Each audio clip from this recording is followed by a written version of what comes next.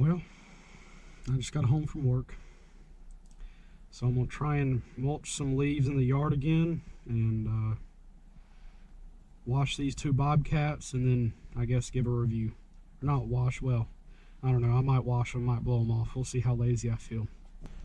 Here's my little ryegrass trial.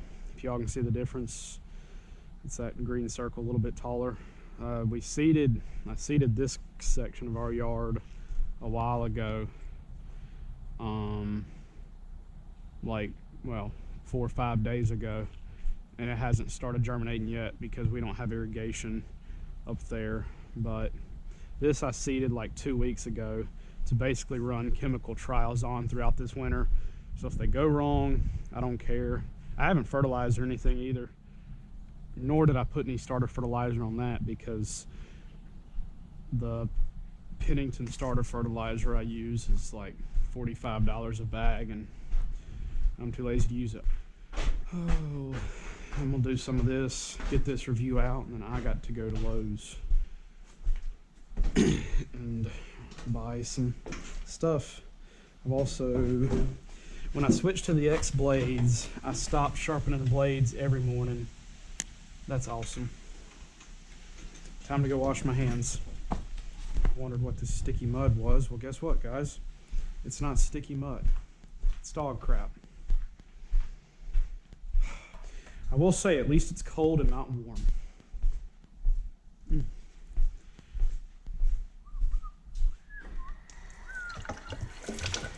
Yuck.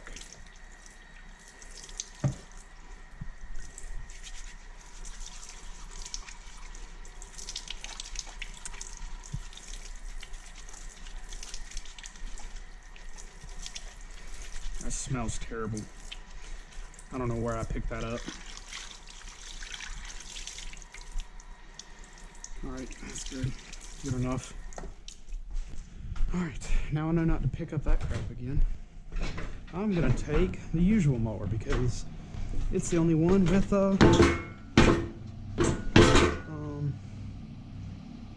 X blades on it. God.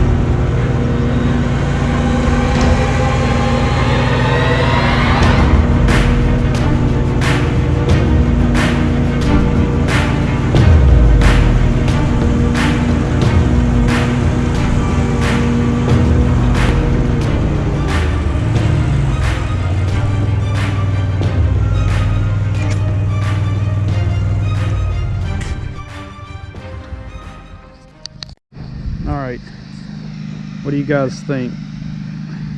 Got all the leads up. For this section, I won't include most of that in the video, but for this section, I left the chute blocker closed to see how fine I could mulch it up.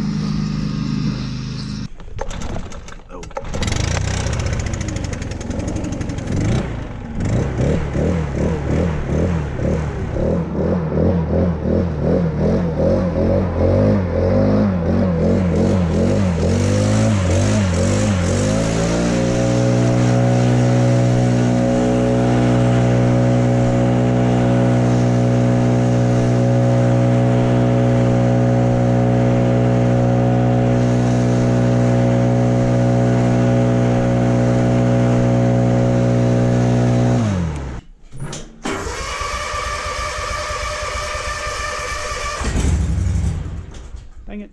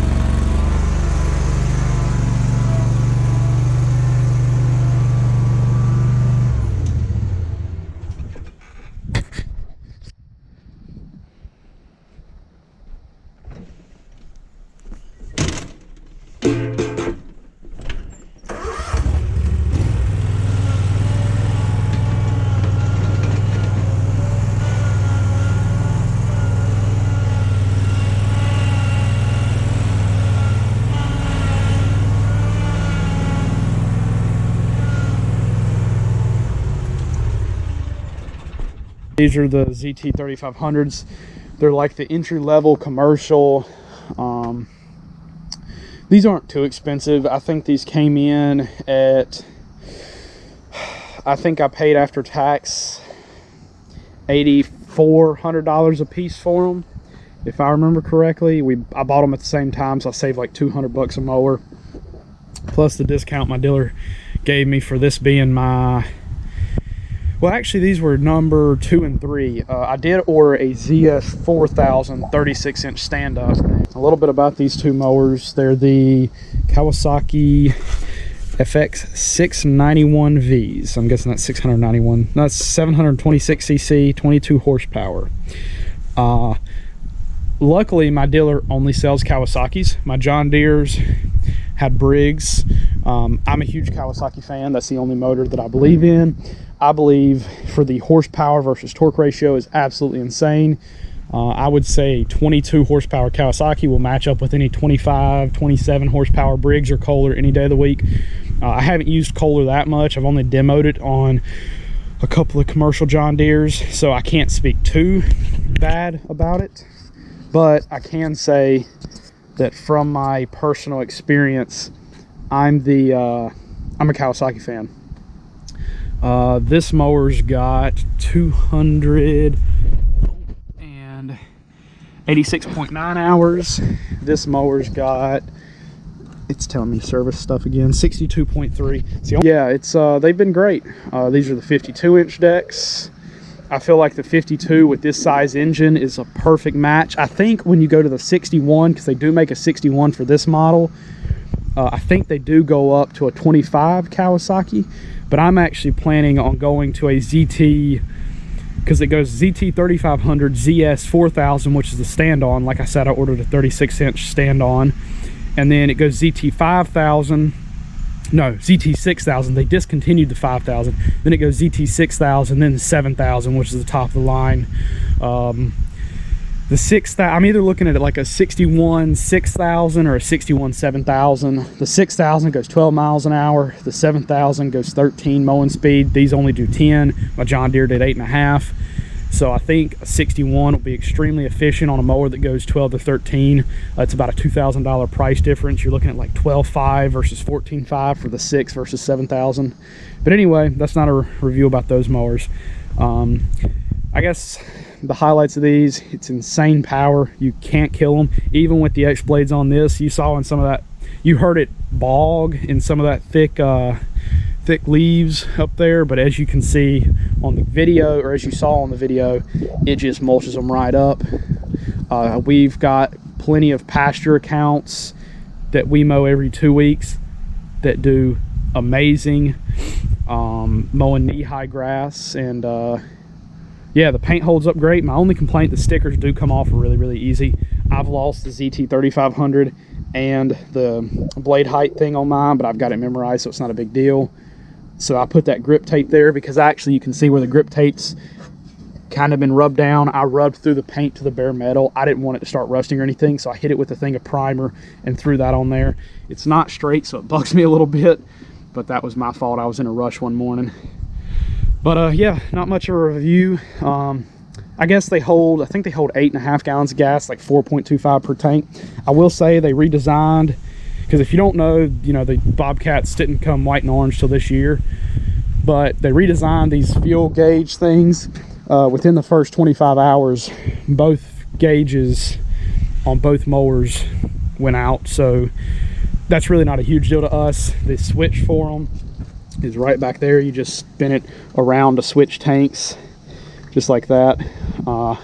I just reach over the seat when it runs out, and then it's easy to change the oil. I pull that out, stick it through that hole, and just pull that cap off and unscrew it a little bit. Oil comes pouring out. Dipstick's right there, just fill it up through the dipstick.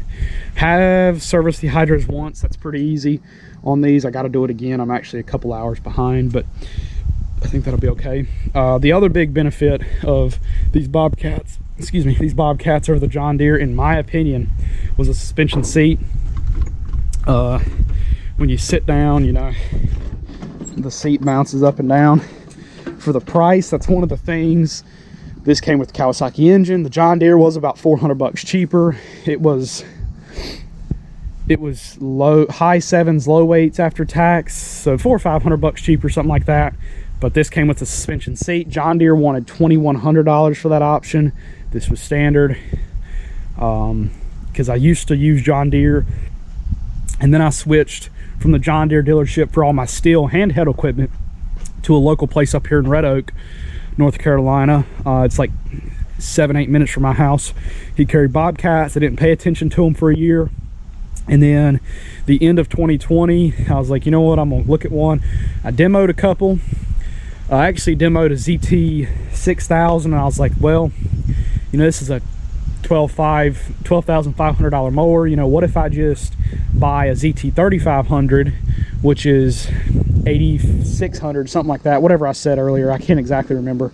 And then I sell the John Deere, and then I buy another one as a backup, rather than using a 61-inch ZT 6000 and the 61-inch John Deere as a backup, because that John Deere just, I don't know, it got used a lot and it didn't hold up for very long. But yeah, tires do great.